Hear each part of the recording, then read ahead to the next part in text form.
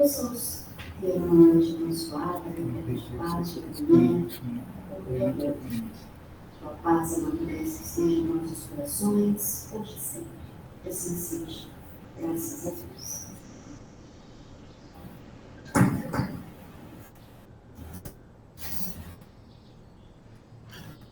Boa noite, irmã. A palavra é sua. Boa noite, prezadas irmãs, prezados irmãos. Aqui no Brasil, bom dia. Estamos aqui com 6 horas e 30 minutos. Que as bênçãos de Jesus estejam com cada um de vocês, com companheiros nossos que estejam nos acompanhando pela internet. Eu estou gravando, depois vou postar, se for pertinente, vou postar no meu youtube.com/Falcone Espiritismo. Agradeço mais uma vez a gentileza aí do companheiro Paulo e dos demais membros por me convidarem e por permitirem que eu faça via internet essa viagem para o outro lado do planeta. A doutrina espírita é essa oportunidade abençoada de aproximar corações, de nos ajudarmos a sermos hoje melhor do que fomos ontem e assim avançarmos nessa jornada extraordinária chamada vida. Vamos lá. O tema que nos foi sugerido está com base em um livro extraordinário de Emmanuel. Eu já gravei ele em podcast, está disponível na internet, todos os capítulos. O capítulo de hoje é o capítulo número 8. Emmanuel escreveu pelas mãos do apóstolo da mediunidade Francisco de Paula Cândido, o Cândido Chico Xavier, nos oferecendo este conteúdo para as nossas reflexões. E a lição número 8, a cura própria, ela é pertinente para todos nós, desde o lançamento do livro até hoje. E se essa leitura for feita em língua portuguesa ou em qualquer outro idioma, daqui a 50, 100, 200 anos, vai estar, como dizemos aqui nas Minas Gerais, igual pão tirado do forno, quentinha, pronta para nos agasalhar, para nos fortalecer. Emmanuel começa pincelando no Evangelho de Mateus, capítulo 9, versículo 35. Palavras de Jesus, pregando o evangelho do reino e curando todas as enfermidades. Começa o benfeitor espiritual dizendo: cura a catarata e a conjuntivite, mas corrige a visão espiritual dos teus olhos.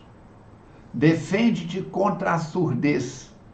Entretanto, retifica o teu modo de registrar as vozes e solicitações variadas que te procuram. Medica a arritmia e a dispneia. Contudo, não entregues o coração à impulsividade arrasadora. Combate a neurastenia e o esgotamento. No entanto, cuida de reajustar as emoções e tendências. Persegue a gastralgia, mas educa teus apetites à mesa. Melhora as condições do sangue, todavia não o sobrecarregue com os resíduos dos prazeres inferiores. Guerreia a hepatite, entretanto livra o fígado dos excessos em que te comprazes.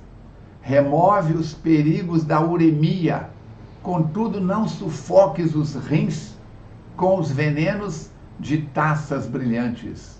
Desloca o reumatismo dos membros, reparando, porém, o que fazes com teus pés, braços e mãos. Sana os desacertos cerebrais que te ameaçam. Todavia, aprende a guardar a mente no idealismo superior, nos atos nobres. E termina dizendo: consagra-te à própria cura, mas não esqueças a pregação do reino divino aos teus órgãos. Eles são vivos e educáveis, sem que teu pensamento se purifique e sem que a tua vontade comande o barco do organismo para o bem.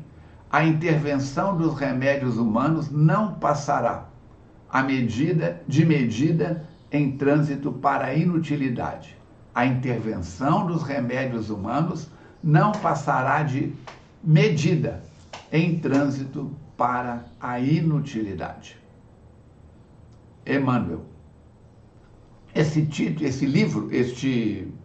essa mensagem, é a mesma mensagem original publicada em 1957 no livro Pão Nosso. Muito bem. O que Emmanuel está querendo dizer para você que está aí na Austrália, para internautas que estejam nos acompanhando em qualquer ponto do planeta, para aqueles que venham assistir a gravação a posteriori, que o corpo não é apenas vivo no aspecto de biologia.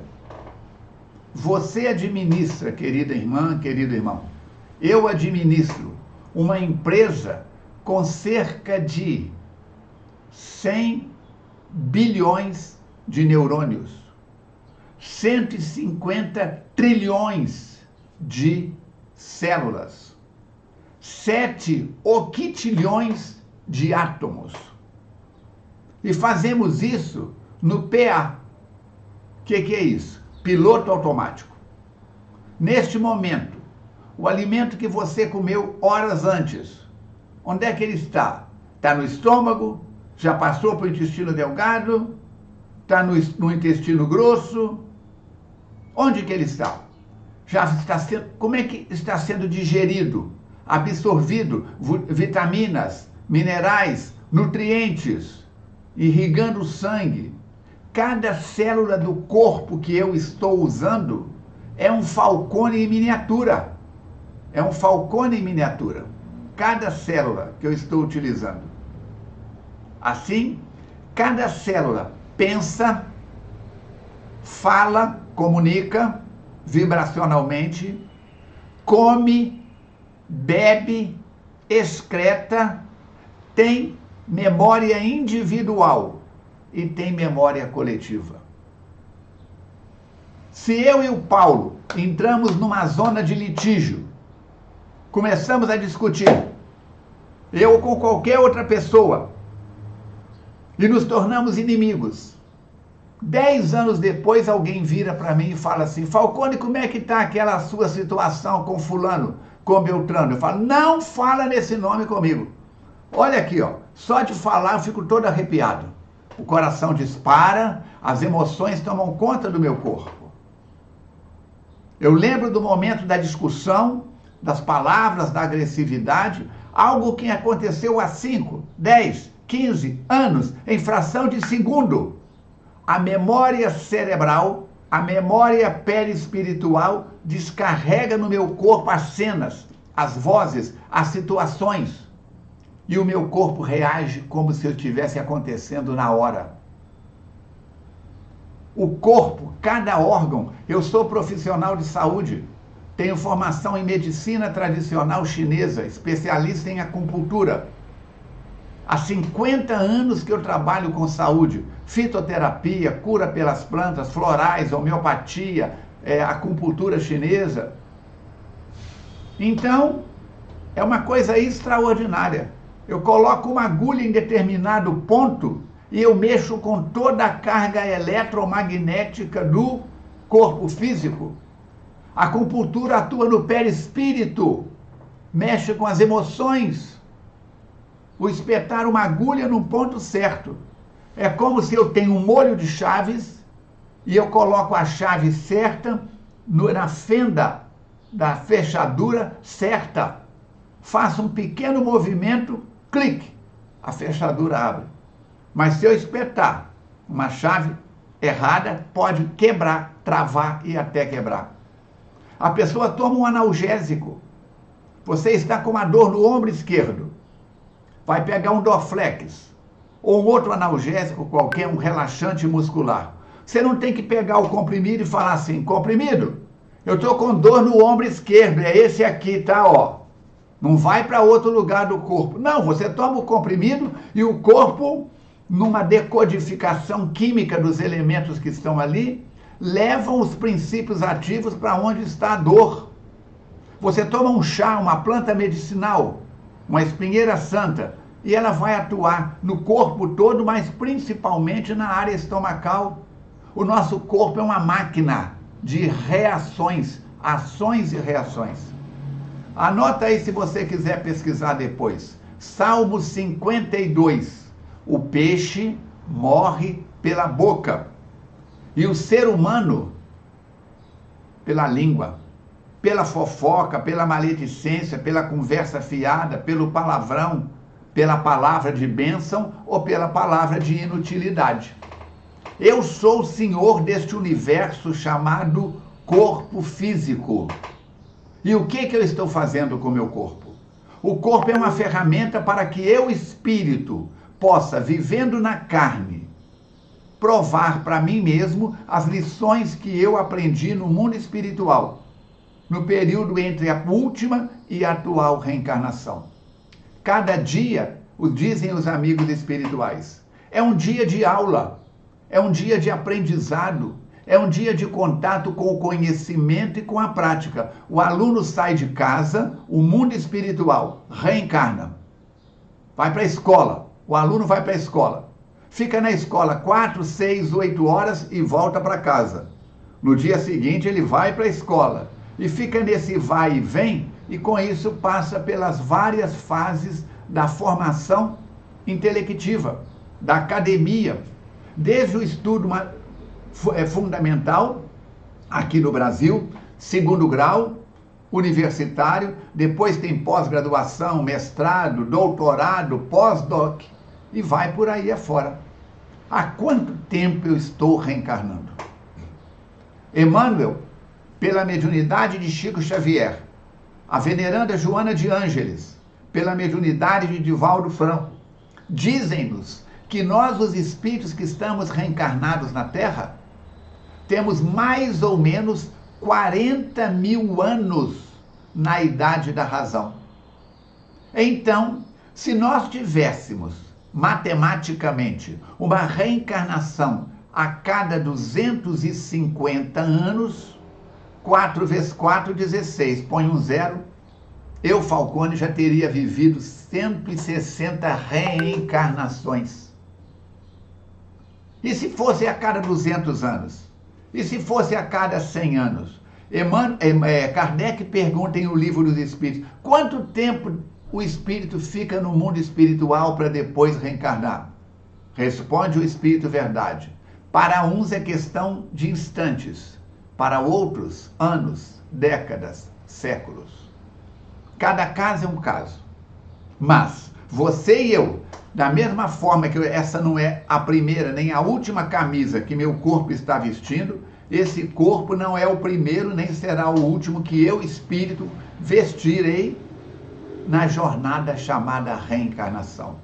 Se nós formos em João, capítulo 10, versículo 10, eu vim para que tenhais vida, e vida em abundância.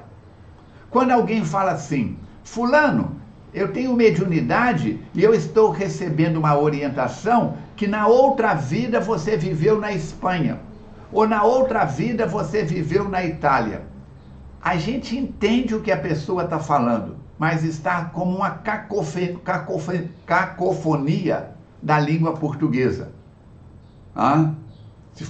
Se falar latinha, o cara entende que lá havia alguma coisa, mas latinha é uma coisa, uma lata pequena. É uma cacofonia. Então falar assim, na outra vida você viveu no país tal. Você não teve outra vida. Eu vim para que tenhais vida singular e vida em abundância. Você teve, eu já estive em outras vivências, em outras reencarnações. Mas a vida é uma só.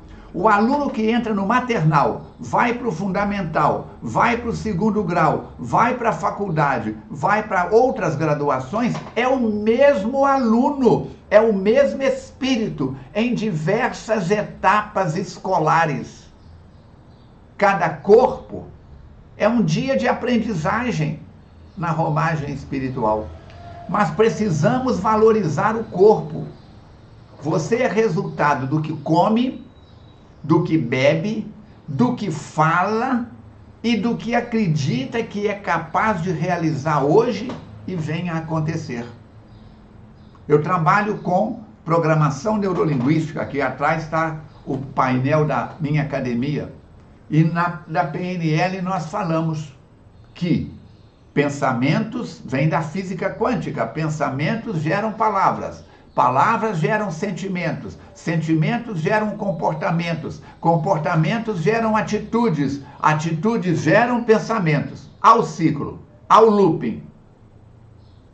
Cuidado com o que você pensa. Eu posso chegar perto de alguém e falar: fulano, que bom te ver, e abraçar. Os encarnados estão vendo, os desencarnados estão vendo. Mas se eu não gosto da pessoa e aqui dentro fala assim: por que essa peste veio assistir minha palestra hoje? Os amigos espirituais, os espíritos que estão em torno de nós, vão ver e ouvir o que eu falo, mas acima de tudo vão sentir o que eu estou vibrando. Mas Falcone, será que tem espírito em volta de mim constante? Anota aí. Paulo, carta aos Hebreus, está lá no Paulo Estevão. Está lá no Atos dos Apóstolos. Hebreus 12:1. Onde quer que tu estejas, nuvens de testemunhas vos observam. Hoje é quarta-feira. Sábado próximo, eu estarei numa cidade vizinha aqui de Juiz de Fora, Ubá. E lá eu vou proferir um seminário das 8 da manhã até o meio-dia. Qual que é o título do seminário, Falcone? O tema do nosso estudo de hoje: cura física, emocional e espiritual.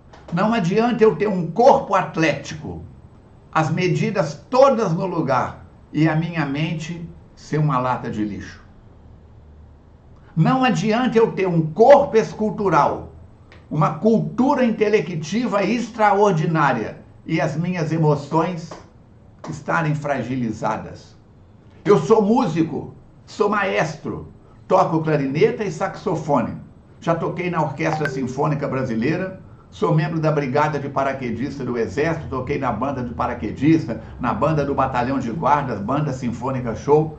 Quando eu vou reger uma orquestra, uma banda de música, eu preciso de afinar todos os instrumentos. Porque eu sou clarinetista, eu não posso dar uma atenção especial aos clarinetistas. Eu tenho que dar atenção violinos, violas, trompete, trombone, pistões, bombardinos, violoncelos, toda a orquestra. O corpo é a mesma coisa. Seu corpo, querido irmão, querida irmã, é uma orquestra que precisa e deve estar afinada, física, emocional, financeira, social, doméstica, profissional. São os vários instrumentos, as várias frentes de ações em que você utiliza o tempo. Se alguém roubar o meu anel, se alguém chegar uma pessoa mal intencionada e pegar o meu anel e roubar, vai ser algo agradável? Não. Não pelo preço dele, muito mais pelo preço afetivo. Quem me deu este anel já desencarnou. Então ele tem para mim um valor afetivo muito maior do que o peso do ouro que está nele. Ou que seja bijuteria. Mas eu posso trabalhar e comprar outro. Agora, e o tempo? A hora vazia, a hora perdida, o tempo não volta. Você consegue voltar a ser o Falcone de ontem? O Falcone que começou a falar para vocês aqui há 20 minutos mais ou menos, já não existe mais. O meu corpo, o seu corpo está mudando constantemente, renovação. A cada segundo morrem cerca de 100 mil células no seu corpo. Falcone, eu estou morrendo, calma. A cada segundo renascem cerca de 100 mil células. Por isso, usando o seu pensamento, reeducando os teus sentimentos, as tuas palavras, você pode gerar saúde ou doença. Você é o gestor dessa empresa, como eu disse, de milhões, bilhões ou quintilhões de células, átomos, neurônios e etc. O que você está, Falcone, fazendo com a sua vida? O que você está fazendo com o seu tempo? O que você está fazendo com a oportunidade? Aí Emmanuel vai falar, parágrafo a parágrafo. Cuida da catarata, cuida da surdez, cuida da arritmia, cuida da neurastenia, cuida da gastralgia, cuida do sangue, cuida da hepatite, cuida da uremia, cuida do reumatismo, cuida dos desacertos cerebrais. Mas lembra de curar o espírito. Eu não sou um corpo tendo uma experiência espiritual. Eu sou um espírito tendo uma experiência biológica. Tendo uma experiência biológica. Quando um homem mergulha a 10, 20, 30, 40 metros, ele usa trajes especiais quando ele mergulha no oceano. Mas quando ele desce a profundezas maiores para fazer uma solda numa plataforma de petróleo, ele usa um escafandro, que é outro tipo de roupa. Quando um piloto de um avião 777, de um Boeing, entra na cabine, ele está com uma roupa normal. Mas um piloto de caça, que atinge grandes velocidades, que rompe a barreira do som, ele tem um traje, uma vestimenta que dá uma descompressão, porque senão o corpo arrebenta. O coração não aguenta a hora que o avião, que a aeronave ultrapassar a velocidade do som.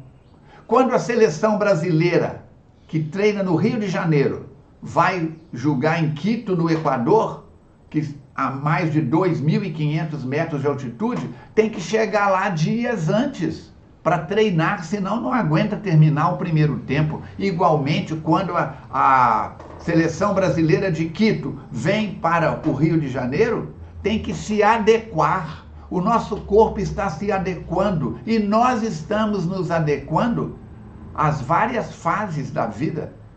Eu estou com 71 anos. Meu corpo hoje apresenta realidades diferentes de quando eu tinha 50, de quando eu tinha 25, de quando eu tinha 10 anos de idade. Divaldo Chico Xavier, e Ivone do Amaral Pereira e tantos outros médiuns que nós conhecemos trabalharam até o último hausto. E eu vejo espíritas querendo aposentar.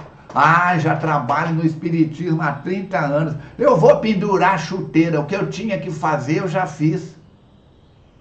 Temos que pensar nisso. Ontem eu falei no Café com o Evangelho.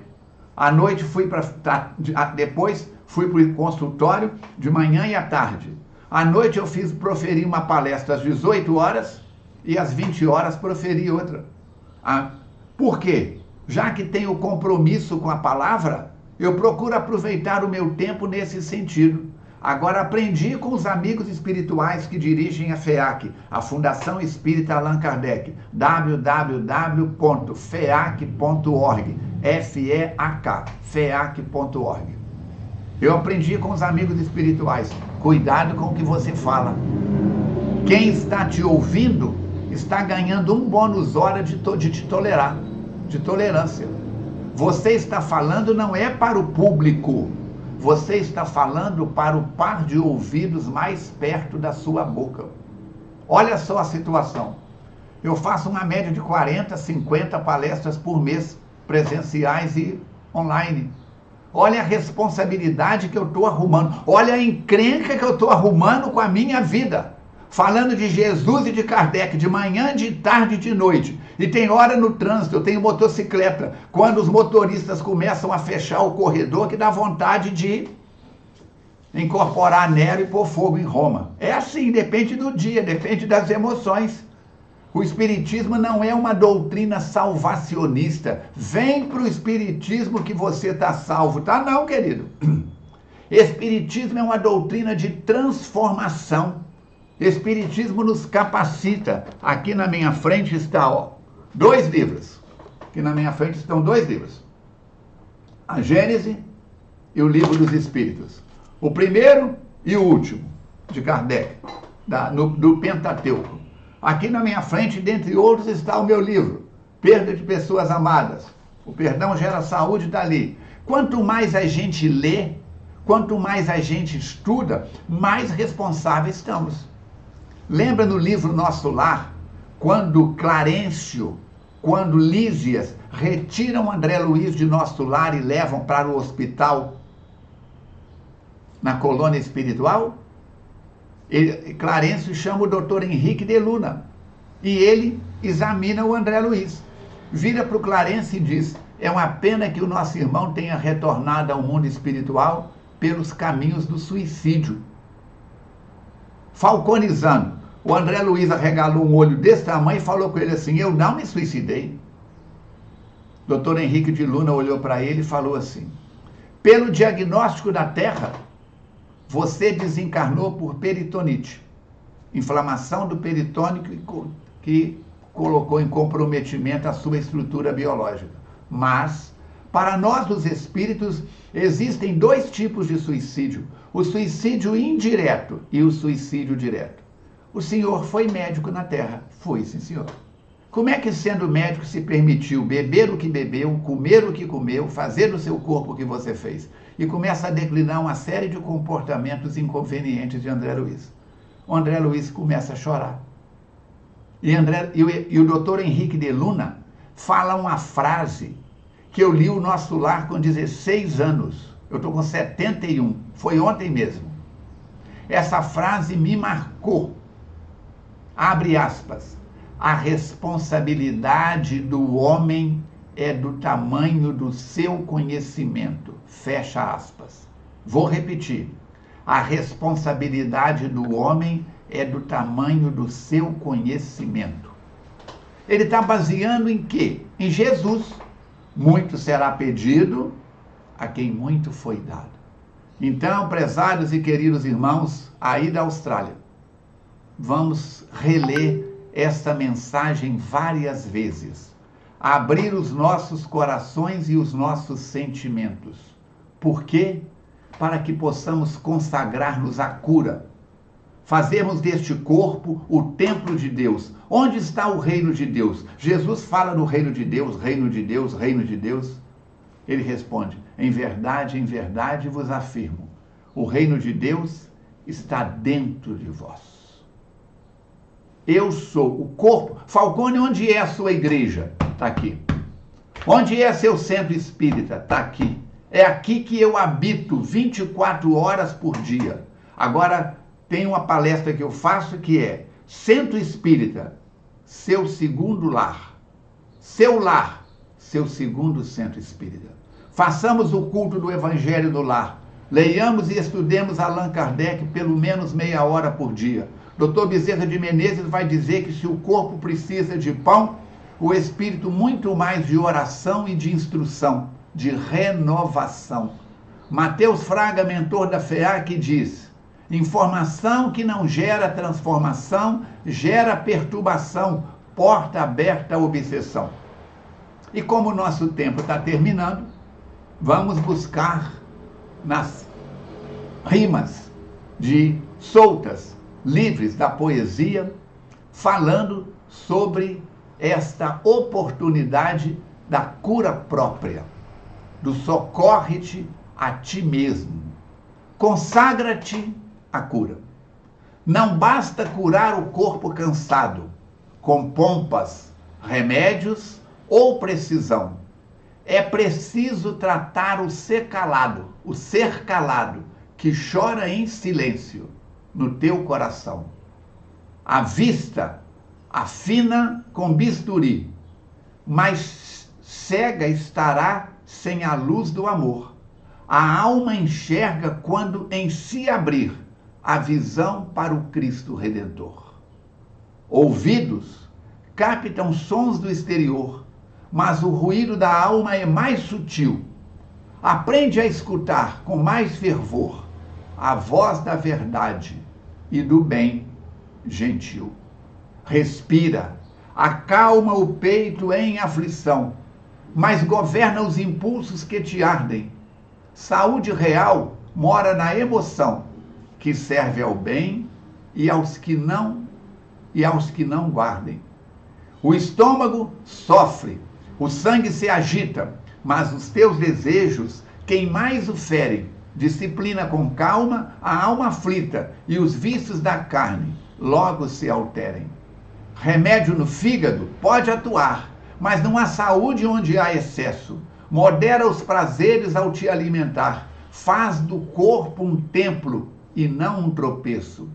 Reumatismos podem ser vencidos, mas para que corram livres os pés, usa as mãos para os bens decididos e os braços para os abraços da fé. Cuidar do cérebro é necessário, mas sem elevar o pensamento é como polir um santuário sem nunca orar um só momento.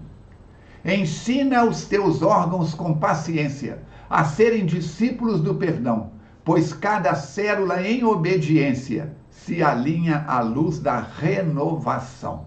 E terminando, Jesus curava e ensinava a amar, levando ao reino os que o seguiam. Cura-te agora, sem mais esperar. Seus próprios atos é que te redimem. Deixa eu repetir essa última estrofe. Jesus curava e ensinava a amar, levando ao reino os que o seguiam. Cura-te agora, sem mais esperar. Teus próprios atos é que te redimem.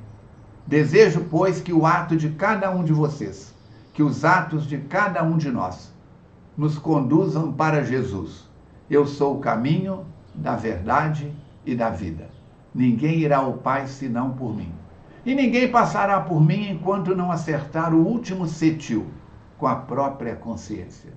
Que essa casa floresça, que a doutrina espírita multiplique a tua saúde e que juntos, mudando a nós mesmos, possamos colaborar nestes dias de turbulência da transição planetária. Um abraço fraterno, obrigado pelo convite e até que voltemos a nos encontrar, que as bênçãos de Deus te encham, corpo, mente e espírito, de saúde integral.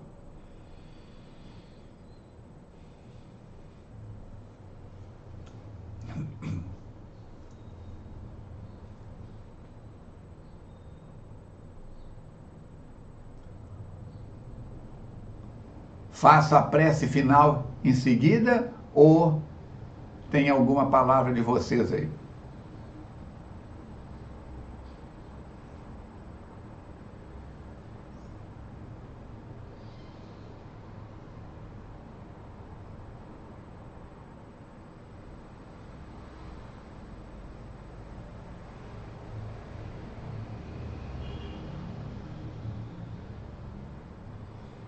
Faça a prece, então. Ok. Busquemos, então, através da oração, fixar em nós mais e mais as despretensiosas palavras e apontamentos que compartilhamos, dizendo: amigo e mestre Jesus, nós te agradecemos pela oportunidade da reunião, formando essa egrégora, essa sintonia de luz, entre Austrália e Brasil, entre essa instituição e a nossa Fundação Espírita Allan Kardec. Abençoe os companheiros deste centro espírita, que nos recebe com tanto carinho e atenção, que nas suas profissões, atividades domésticas, no dia a dia, por onde os seus pés os conduzam, as tuas bênçãos possam iluminar o caminho, o cérebro, a mente, o sentimento de cada um deles, e que essa doutrina espírita, o Consolador prometido, possa nos fortalecer como remédio da transformação moral, do reequilíbrio íntimo, trazendo-nos paz ao espírito, saúde ao corpo e coragem para vivermos cada instante como o momento mais importante da nossa existência. Rogando pela paz na Austrália, pela paz no Brasil, pela paz em todas as nações, dando graças a este Deus de amor e bondade, encerramos este momento de estudo e de reflexões, agradecendo e colocando nossas vidas em suas mãos. Obrigado, obrigado, obrigado. Muita paz a tudo e a todos. Que assim seja. Muito obrigado, amado.